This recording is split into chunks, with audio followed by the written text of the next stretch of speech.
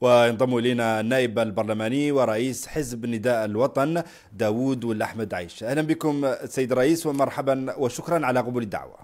أهلا وسهلا. بداية، ما هي أهمية هذا اللقاء بالنسبة للأغلبية الداعمة للرئيس؟ بسم الله الرحمن الرحيم. احنا بالنسبة لنا في الأغلبية كان هذا اللقاء نعتبروه أنه سابقة في الشراكة السياسية ما بين الحكومة والأحزاب الداعمة للرئيس، لأن أول مرة تعود الحكومة هذا البرامج اللي يتنفذ وذا اللي يتعدل تشرك فيه الفاعلين السياسيين، نعتبر عنها شراكة ما بين الجناح السياسي للسلطة والجناح التنفيذي للسلطة، وكانت بالنسبة لنا إيجابية ومهمة. نعم. هل هناك آليات جديدة تم اقتراحها لتعزيز التنسيق بين الحكومة وأحزاب الأغلبية؟ أولا أهم شيء خلق في هذا عن الرسالة كانت واضحة من طرف الوزير الأول عنه شرح لنا برنامجه اللي له يعدل في هاي السنة وذا اللي يفكر فيه مستقبلا، وذاك هو اللي أعطانا آلية تعود عندنا نقدر ندافعوا بها عن المشروع السياسي لفخامة رئيس الجمهورية، لأن جرت العادة عن عود السياسيين يدافعوا عن شمول الأمور ما هم على اطلاع بها. احنا ذلك على اطلاع بجميع البرنامج ومكوناته كاملة وتوقيته وفترة إنجازاته، هذا كامل عاد عندنا وعندنا نقدر نتكلموا عنه، وعندنا نقدر ندافعوا عن البرنامج السياسي للحكومة وندافعوا عن برنامج الرئيس به اللي عندنا على اطلاع به، ما هو اللي نسمعه من الشارع كيف كان خالق. نعم. هذا هو اللي مهم في الاجتماع. خلال لقائكم بالوزير الأول ما أبرز القضايا التي ناقشتموها خلال الاجتماع؟ شو لا نديرك في الصورة العامة للاجتماع. الوزير الأول اللي ندعانا كانت مداخلته هو من 2 و17 دقيقة، أنا مخرصها في الوقت 2 و17 دقيقة، وهو يتكلم عن برنامجه اللي يطمح فيه للبلد ومقارنته بطموحات فخامة الرئيس اللي قال بحملته، وشرح لنا جميع مكونات هذا البرنامج وذا اللي قد يخرج منه على المدى القصير وذا اللي قد يخرج على المدى المتوسط وذا اللي قد يخرج على المدى البعيد. ولاحظنا في هذا البرنامج من أهم اللي لاحظت أنا بعد شخصيا عنه أول برنامج نشوفه فيه تفكير الدولة. تفكير الدولة بمعنى إيش؟ أنا بالنسبة لي الدولة غير متوكلة، الدولة مدبرة عن أمور يلا تعود معدل الله على مدى بعيد ومخرص فيها المدى. ولا نعطيك أمثلة، مثلا قال لنا عن مياه كيف عنهم غيروا برنامجها من كانت مثلا تيو تلمة تسيع مثلا 400 مثلا قياس التيو مثلا 400 عدلوها 800. ليش؟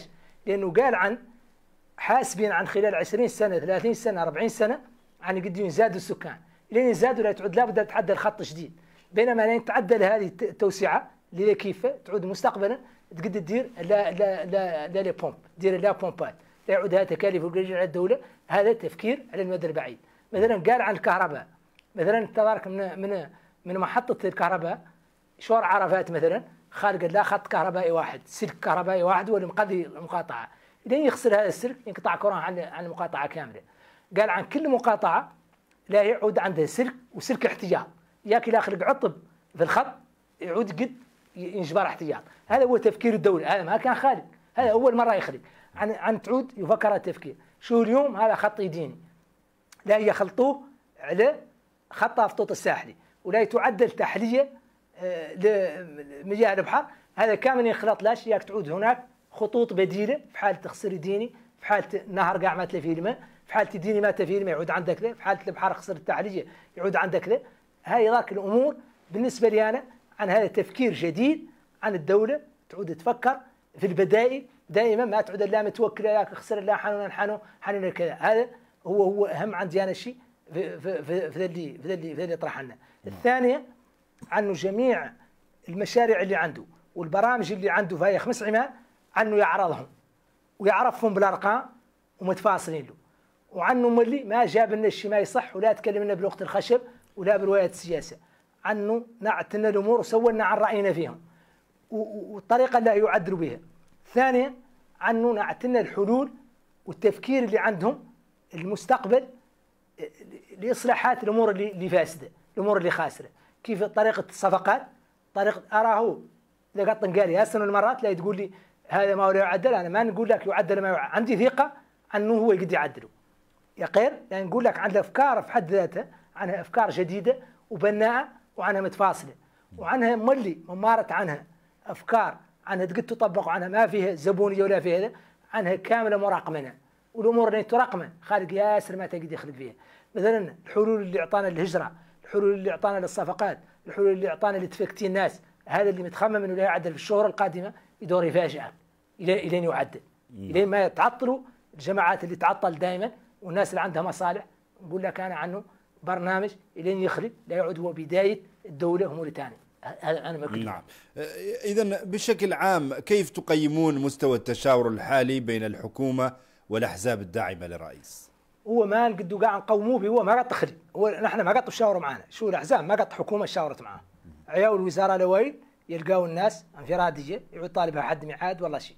يقال اول مره حسب علمي في تاريخ البلد عن رئيس حكومه يجي هو مستشارينه وعيط للجناح السياسي لدعم حكومته والله دعم رئيس الجمهوريه، ويشرح لهم الامور وعود ما تلاقي احد عنهم شيء، ويقول لهم الطريقه اللي يعدلها بها ويدير في ايديهم شيء قد يدافعوا عنه. بكذا انا ترى عني اصلا ماني من اهل التصفاق ولا من اهل ذاك، لعد اني قاعد ندافع عنه ونقول لك بيلي هذا انشرح لي وعد شريك فيه وشفته الين يعود لا يعدل. قطع عنه شيء مهم لابد له من الوقت.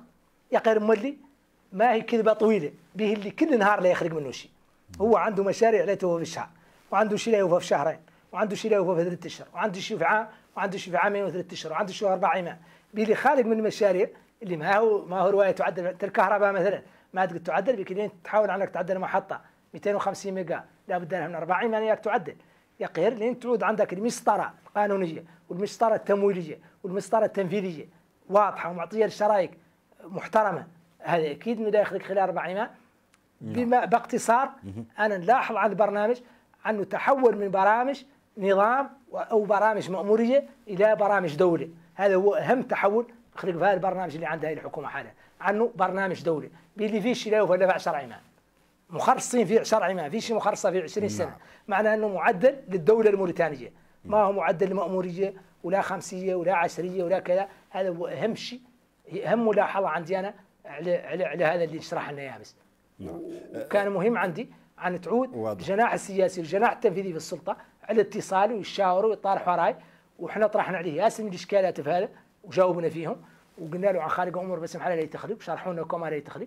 هذا وهو كان أهم عندي أنا شيء في اللقاء. واضح. إذا سيد النائب خلال يعني الاجتماع هل تمت مناقشة خطط مستقبلية لتحسين الأداء الحكومي وتلبية تطلعات المواطنين؟ نعم، كانت جميع النقاشات عقب طرح أول برنامجه كاملة تتمحور حول هذا، حول مستقبل المواطن وحول مستقبل الخدمات وحول الطريقة اللي يعدل بها هذا. وتكلمنا عن الهجرة وكيف لا نعدلوا لها آلية ما ينقمر البلد بالمهاجرين، وتكلمنا عن تصنيع مستقبلا الى دارة الطاقة، وتكلمنا عن غاز الى نجبر احسن شيء لا يعدل شنو، وتكلمنا عن تحلية المياه والشراكه مع القطاع والخاص شنو مردوديتها، وتكلمنا عن الاسعار اللي تطيح بها الكهرباء على الحكومه وهي كان اشبه لا تعدل التعامل مع القطاع الخاص، وتكلمنا عن رجال الاعمال، وتكلمنا عن الليبراليه وتقليصها، وتكلمنا عن تحديد الاسعار، وتكلمنا عن امل كان هو جاب فيه فكره زينه، قال عن امل كان يكلف 10 مليارات وقيه للدوله، يقال عنه منين خرص عنه جبر 6 مليارات منها تمشي في كاري لباتيق وخلاص العمال المواطن 4 مليارات.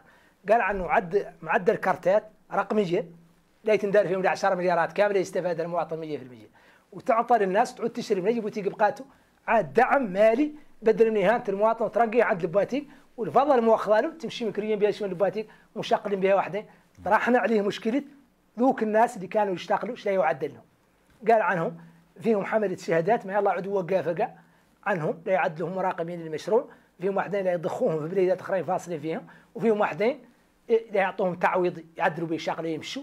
مثلا الامور كامله طرحناها، كان ذاك الحل لا يخلق الاضرار اللي مقابلته ايش لا يعدل له، لحقناه كله عنده له طريقه.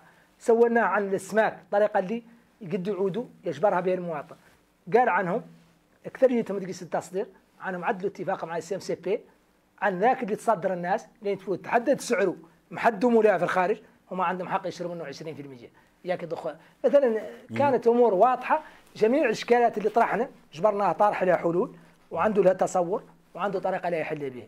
لذلك كان نعتبر عنه هذا الاجتماع عنه كان فعلا نحن كنا محتاجين له به، اللي ما كم راك عند شهني في التلفزيون، ماني مستعد كنت ندافع عن الحكومه بشيء ما نعرف له شيء، ماني مدافع عنه ضرب ده نتكلم عنه مقتنع به اللي سمعته شفته، عندي الحق عاد نتكلم فيه. انا ما راك لا تشوفني كم من ساعه نعين الوزير، ما تشوفني قاعد نقول لك البرنامج جاي يعدل عدل به اللي ما قد قالوه لي، نسمع لاش من الرد ينقال.